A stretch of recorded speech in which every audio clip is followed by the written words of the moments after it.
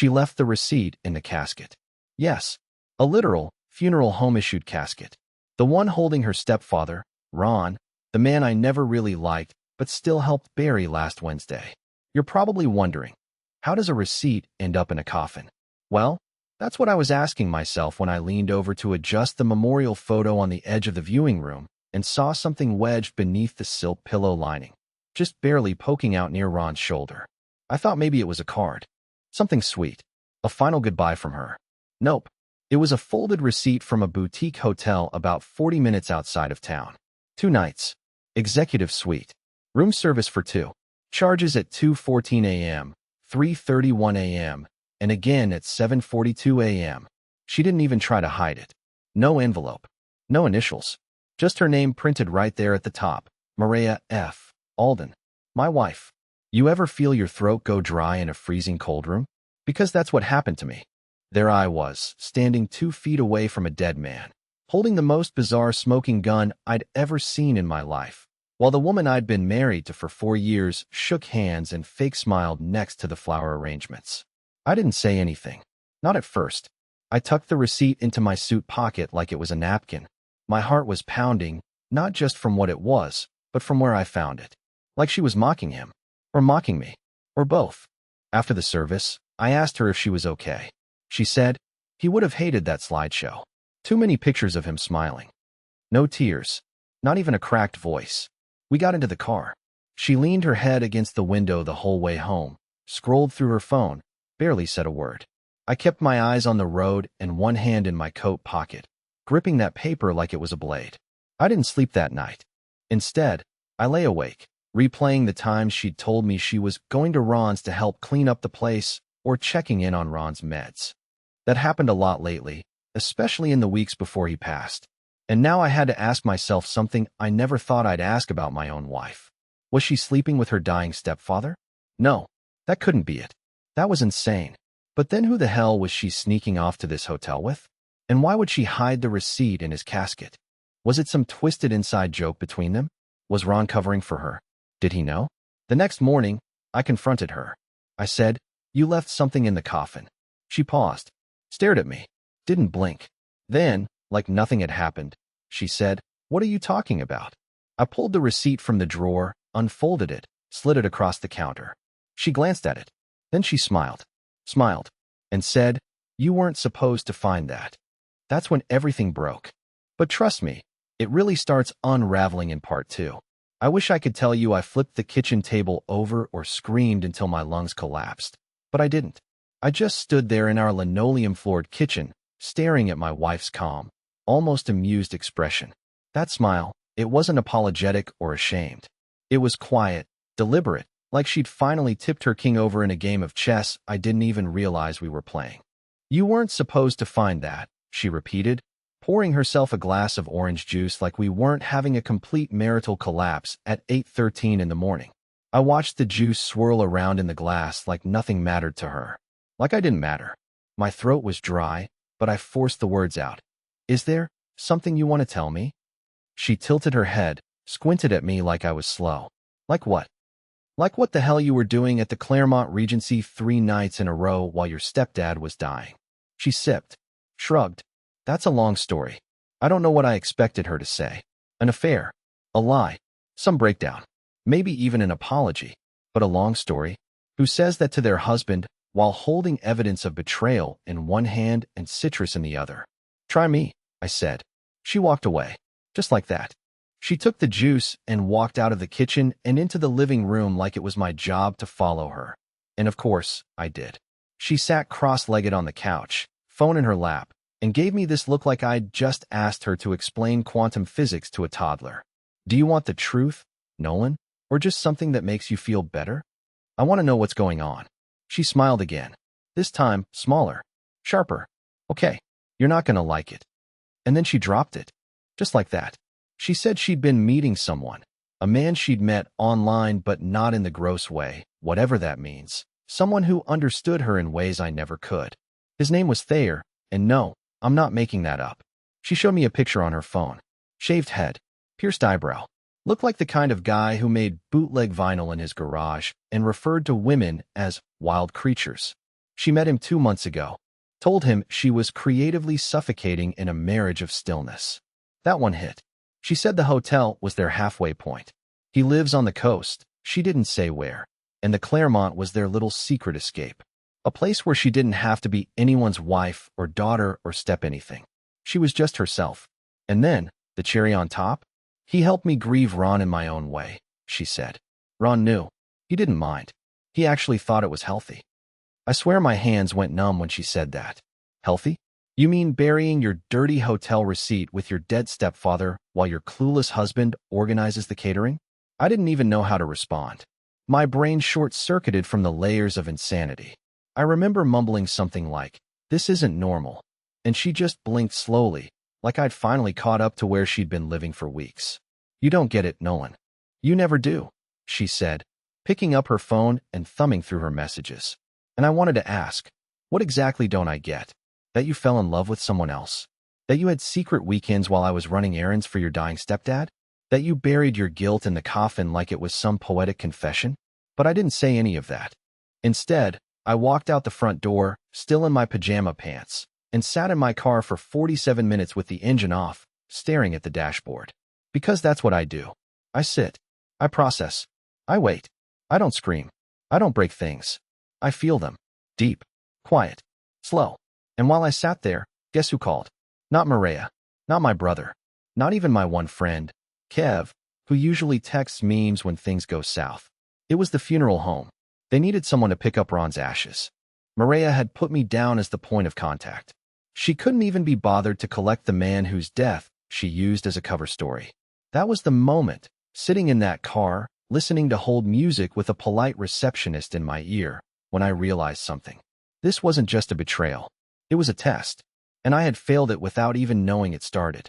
I picked up Ron's ashes the next morning. The box was heavier than I expected. Matte black, cold, with his name laser-etched on the side like it was a last-minute afterthought. The receptionist handed it to me like it was a takeout order. I just nodded and walked back to the car with a lump in my throat and a paper bag full of cremated regrets. I didn't take it home. I drove to the bluff instead, the one where Ron used to fish when he wasn't busy chain-smoking and hating everyone under the age of 40. I figured if he could see me from wherever the hell he was, he'd appreciate the view. Or maybe not. He wasn't exactly known for his warm sentiments. Still, I set the box on the passenger seat and talked to him for nearly an hour. I told him about the receipt, about Thayer, about Mireya's smile, about the way she said, "You weren't supposed to find that," like it was some cosmic joke. I didn't cry. I just talked, like an idiot trying to fill a void with sound. Then something happened I still can't explain. My phone buzzed. Unknown number. Normally, I let those go. But something in my gut, that little whisper that's always late but never wrong, told me to pick up. Nolan. The voice was low, controlled. Male. Yeah. Who is this? Long pause. She didn't tell you, did she? My stomach dropped. Who is this? I'm Thayer. I nearly dropped the phone. He said it like we were old college roommates. Like I should have had his name saved under "the guy destroying your marriage." I didn't speak. I couldn't. He continued. I figured it was time we talked. Not about Mireya. About Ron. The name hit me like a slap. What about him? I asked, voice thin. Look, I didn't want to call, but I think you deserve to know. Ron wasn't who you thought he was. And neither is she. My skin went cold. I looked at the black urn beside me. The silence between us thickened. I know about the camera, he added. What camera? Another pause. Then, she didn't tell you? And just like that, my world cracked again. According to Thayer, if that's even his real name, Ron had been recording things. Conversations. Phone calls. Maybe more. In the months leading up to his death, he started suspecting Mireya of something. Not cheating, but something deeper. He didn't say what. Just that Ron had sent Thayer a file weeks before he died. Encrypted. Time-locked. Said to open it if anything weird happened after the funeral. I was already gripping the steering wheel like it owed me answers. Why would Ron send you anything? Thayer sighed. Because I knew him. I met him first. Silence again. I swear my chest physically caved in. This wasn't some stranger Mireya met online. This wasn't a Tinder fling or an Instagram DM. This guy, Thayer, had been in their lives longer than I ever realized. Look, he said, I'm not trying to make things worse. I didn't know about you until 2 weeks ago. She told me she was separated. I believed her. Ron figured something out and thought I should know. He trusted me more than her. That's all. My head was spinning. Either this guy was a manipulative genius, or my wife had constructed a web so dense even the dead were tangled in it.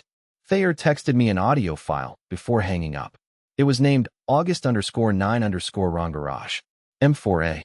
I didn't open it right away. I couldn't. I just sat there, on that bluff, with a box of ash and a phone full of ghosts. When I finally pressed play, Ron's voice crackled through like static in a storm. Don't trust her. She's not just cheating. It's bigger than that. If you're hearing this, she's already gotten to Nolan.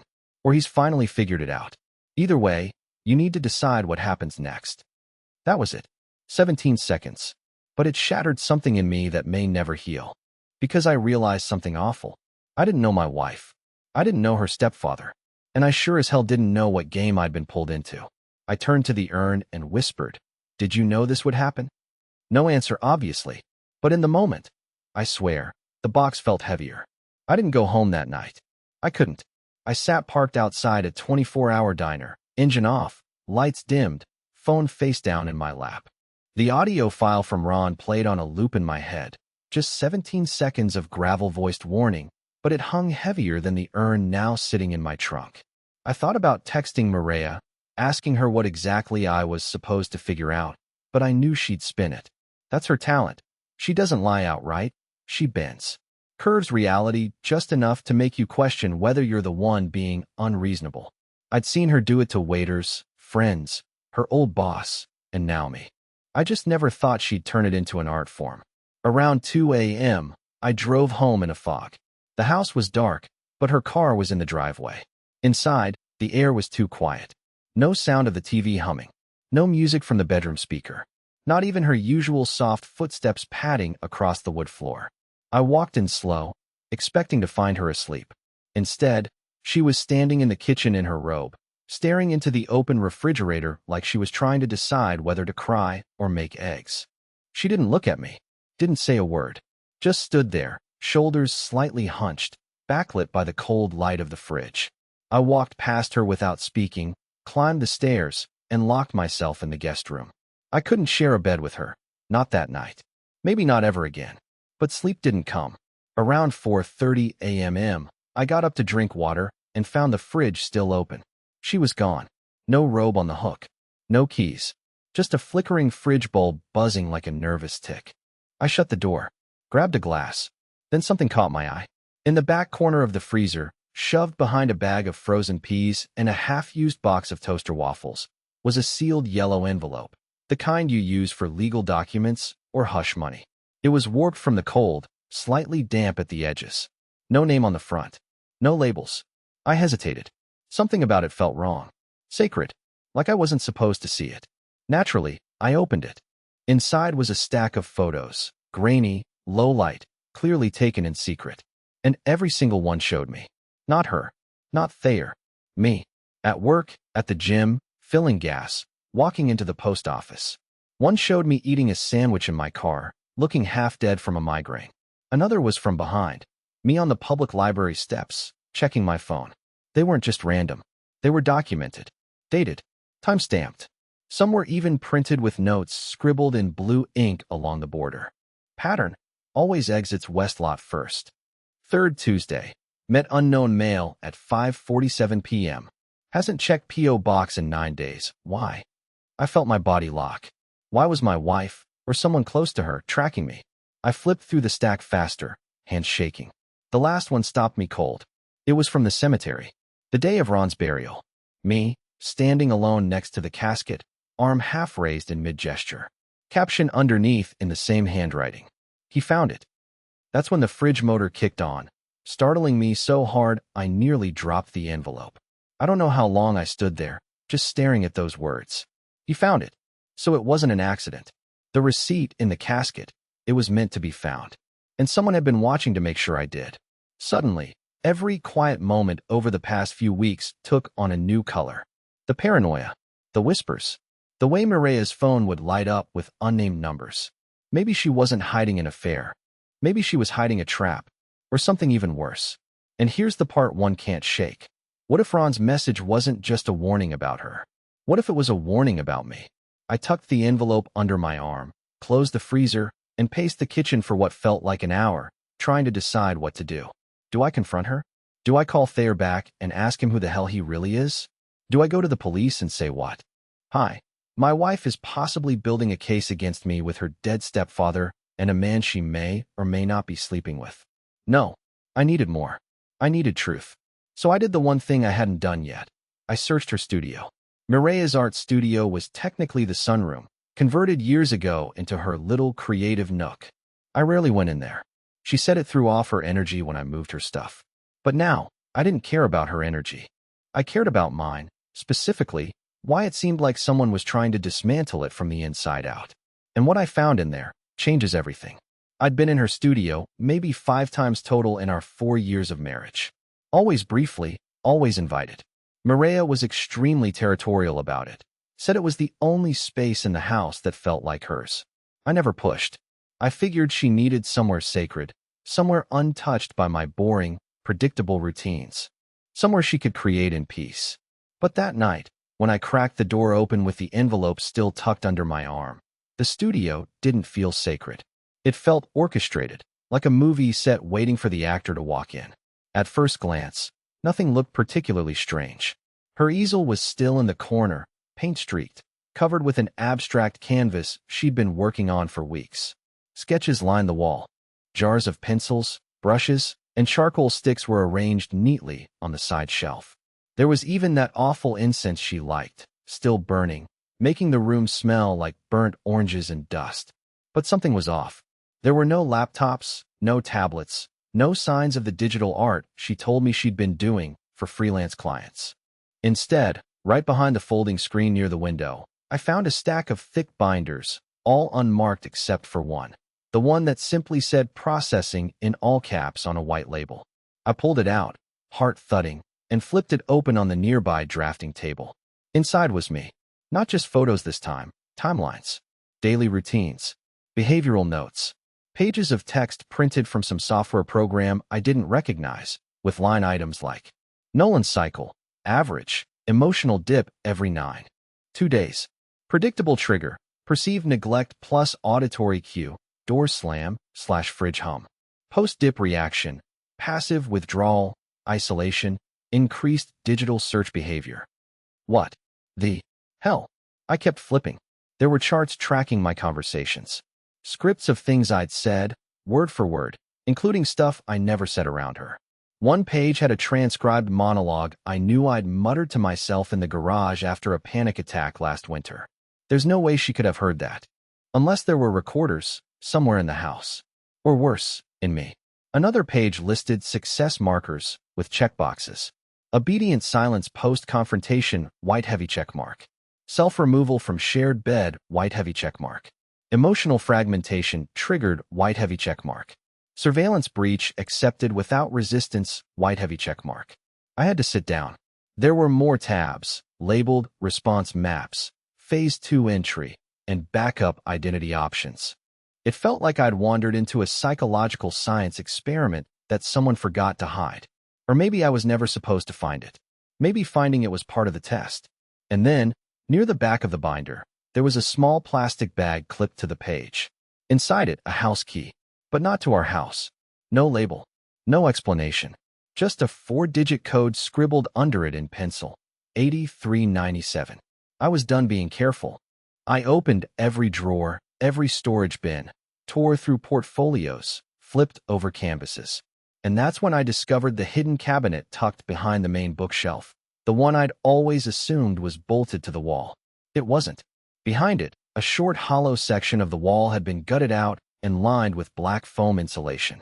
Inside, on a single low shelf, was a box of old cassettes.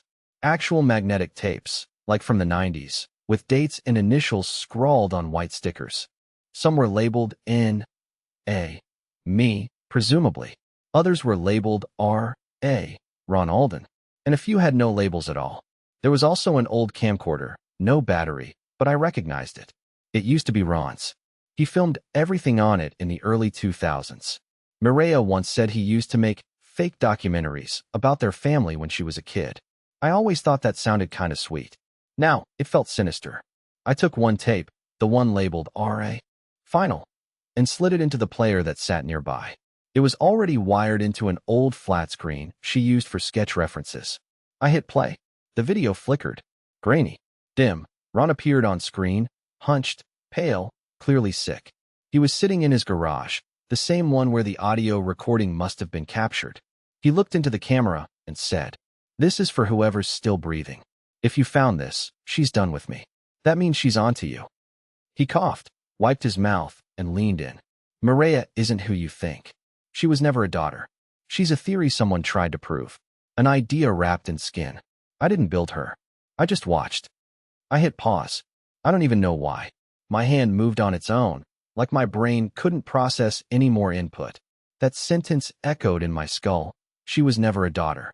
I stood in that silent room, the projector light casting a dim glow against the far wall, and felt my entire understanding of the last 6 years begin to crack.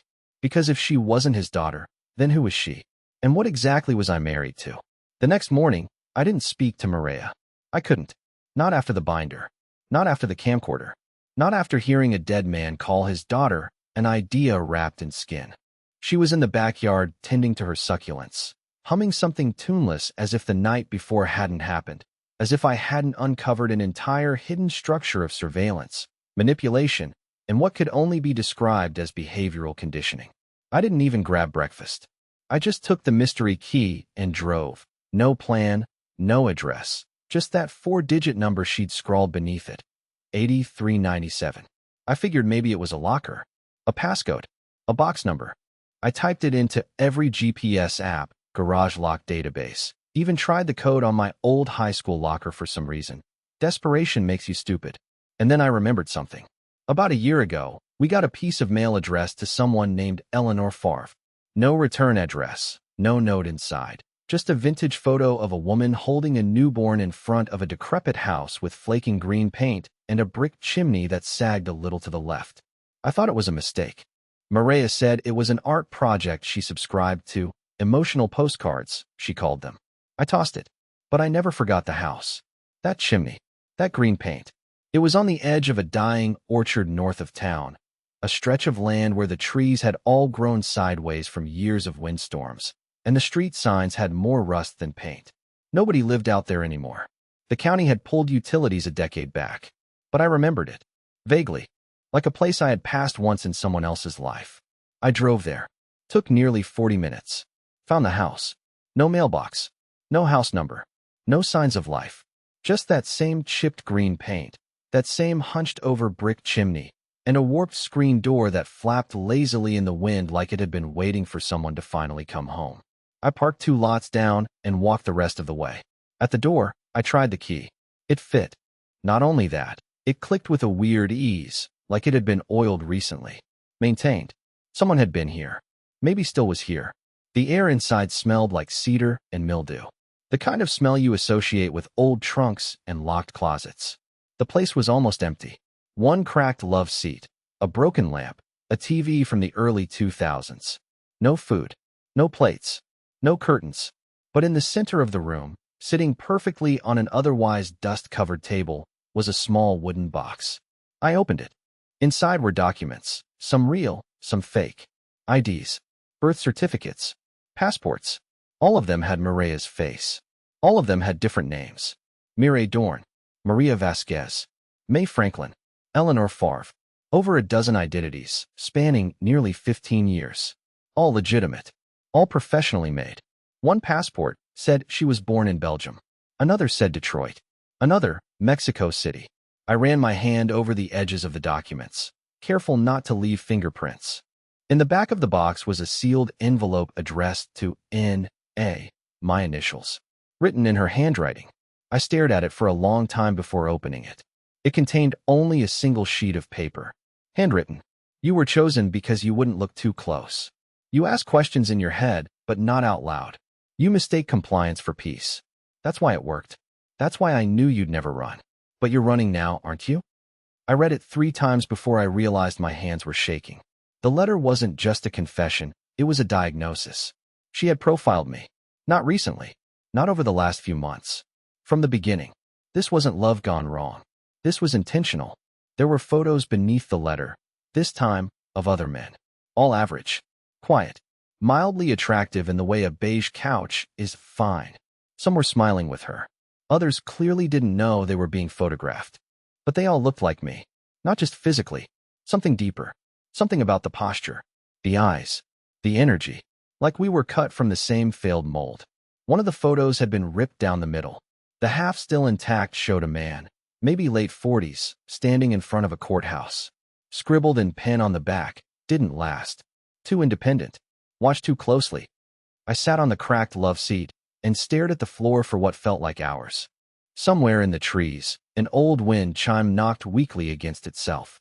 I tried to tell myself this wasn't happening, that this was some kind of performance art or elaborate mental breakdown. But the truth was in front of me. Dozens of lives. Dozens of versions of Mireya. And somehow, she had built each one with precision. Controlled beginnings. Quiet exits. All neat, all vanished. And I was next. The only question left was, why now? Why was this one different? And why leave the trail? She wanted me to find it. Just like she wanted me to find the receipt. Just like she wanted me to find Ron. I didn't sleep after leaving the house. I couldn't even bring myself to drive straight home. I sat in my car down the street with the documents spread across the passenger seat like a grim collage, the air thick with the stale scent of insulation and something else I still can't name. Maybe rot, maybe truth. The photos, the fake IDs, the letter addressed to me. It was all too perfect. Too prepared. Mireya hadn't lost control. She had designed this. That was the part one couldn't get over. She hadn't just been deceiving me. She had anticipated this moment. Not just a confrontation, but this exact one. She knew I'd be suspicious, knew I'd hesitate, knew I'd run and chase and think and loop around myself until I was desperate enough to come here. She'd plotted it like someone writing a screenplay and casting me in a role I didn't know I was playing. I stared at the last ID again, the one labeled Eleanor Favre, dated from nearly 7 years before I met her. According to it, she was 28. Her face looked exactly the same. Not a wrinkle. Not a blemish. Not even different makeup. It was as if time hadn't touched her. And that's when I noticed something else. On the back of the ID was a phone number. No name, just a single note scribbled faintly in pencil. For confirmation. I should have burned the box. Driven into the desert and tossed it into a canyon. But instead, like a man scraping at the edge of his own sanity, I dialed the number. It rang once. Then silence. Then a voice I didn't expect. Nolan. It was Thayer. I almost dropped the phone. How do you know I'd call this? I didn't. But if you're calling, it means you found the cabin. And that means you found the file. What the hell is this? Who is she? He exhaled, slow and calm, like someone bracing to give bad news to a child. You need to get out of there. Now. They know someone opened the box. They? What do you mean they? But the line was already dead. I turned back toward the house, and that's when I saw it. A black SUV, parked just outside the edge of the tree line. It hadn't been there before. I was sure of it. Its headlights were off, engine idling low. Windows tinted dark. No movement inside. Just parked. Watching. I grabbed the documents, stuffed them into my backpack, and drove. Not to the police. Not to anyone I trusted. I didn't trust anymore. I drove to the one person I had cut off 2 years ago because Mireya told me he was toxic and manipulative. My brother, Micah. Micah's the kind of guy who stockpiles weird knives, sleeps with a police scanner app running, and has never met a conspiracy theory he didn't believe. When I knocked on his door, he didn't ask questions. He just looked at me, looked at the backpack, and said, "Told you she was an alien." I didn't laugh. I couldn't. I dumped everything onto his kitchen table and told him everything. The receipts, the recordings, Ron's video, the studio, the hidden house, the letter, the SUV, all of it. And when I was done, he didn't tell me I was paranoid. He didn't say I was overreacting. He just asked, "Did you find the USB?" What USB? Micah gave me a look like I'd missed the punchline to my own funeral. Bro, there's always a USB. We tore through the binder again, the false IDs, the envelope. Nothing. But then I remembered the studio, specifically, the black camcorder I hadn't opened fully. Maybe there was more in there. We drove back together. 2 grown men creeping around their own house like fugitives. Mireya wasn't home. Her car gone, her plants unwatered, her phone left behind, which felt more terrifying than if it had been missing. I went straight to the studio, pulled the camcorder apart, and there it was, tucked into the battery slot beneath a folded flap of electrical tape. A USB drive. Matte black. No logo. Micah plugged it into his laptop, and it auto-launched a folder labeled Rendered 8397. Inside, dozens of video files, hundreds of audio clips. Every room in our house, mic'd and surveilled for at least 6 months. Camera angles from vents, lamps, clocks, even the ceiling fan in our bedroom. There were clips of me talking to myself, crying alone, calling my mom, watching old movies. All time-stamped, cataloged, tagged by emotion. And then, the last folder. Post-exit_in. Hey, we opened it. It was blank. Except for one file. A video labeled lastday_Nolan. The file wouldn't play. It was encrypted, password protected. Micah stared at the screen and then slowly turned to me. Do you know what this means? I nodded. It means this wasn't over. It means I wasn't the first. And it means Mireya, or whoever she really is, planned not just to leave me. She planned to erase me. We didn't sleep that night. Micah and I sat in his living room surrounded by files, screenshots, notebooks, and bad coffee, trying every password I could think of to unlock the final video. Birthdays. Our wedding date. Coordinates from the back of the cabin photo. Nothing worked. And with every failed attempt, my brain spiraled deeper. What was in that file? Was it blackmail? A fake suicide note? Footage of me doing something I didn't know I'd done? Around 6 a.m., I went outside for air. The sun was just cracking the sky open in orange strips. For a second, I felt peaceful. Then I remembered everything. That kind of dread sticks to your ribs. It gets in your blood. But then I remembered the letter in the box. Her words. That's why I knew you'd never run. It wasn't an insult. It wasn't even a trap. It was a test. She knew me. Too well. And if that final file was meant to be found, then maybe the password wasn't a puzzle. Maybe it was a mirror. I walked back in, sat at the laptop, and typed one word into the password field. Nolan. My name. It unlocked. The screen flickered, and then there she was. Mireya, sitting in the studio. Different from how I'd ever seen her. No makeup. No performance. Hair pulled back. Tired eyes. She looked real. Human. Not the sculpted, curated version I'd known. This was someone stripped down to the core. She looked into the camera and said, If you're seeing this, I've already left. And I know you have questions. I won't answer all of them. Some of them, I don't think I even understand myself. But you deserve to know one thing. I didn't break you. I chose you because you were already breaking, and I thought I could build something better from the pieces. I thought I could fix what was broken in me by healing what was fragile in you. But I was wrong. She took a breath. You were kind, steady, predictable. You loved gently. And that terrified me, because I've only ever known love when it burns too fast or hits too hard. So I created chaos. To feel something. To feel real. But somewhere along the way, I stopped knowing who I was pretending to be. I stopped knowing who I was at all. And by then, I'd already done too much damage. She looked down, then back up. I don't want to disappear. I just want to stop becoming different versions of someone I can't remember how to be. I'm done with the running. I'm done with the stories. I'm leaving everything, the documents, the history, even this message, because I want you to know. You were never the experiment. You were the anchor. And that was it. The video ended. No instructions. No threats. Just her truth, laid bare. I closed the laptop. Micah didn't say anything. He just nodded like he understood more than he let on. He clapped a hand on my shoulder and said, So what now? I looked out the window. For the first time in months, I felt the smallest thread of clarity winding through the mess. There was no real justice to pursue. No courtroom to drag her into. No neat resolution. She didn't kill anyone. She didn't rob a bank. She didn't poison my food.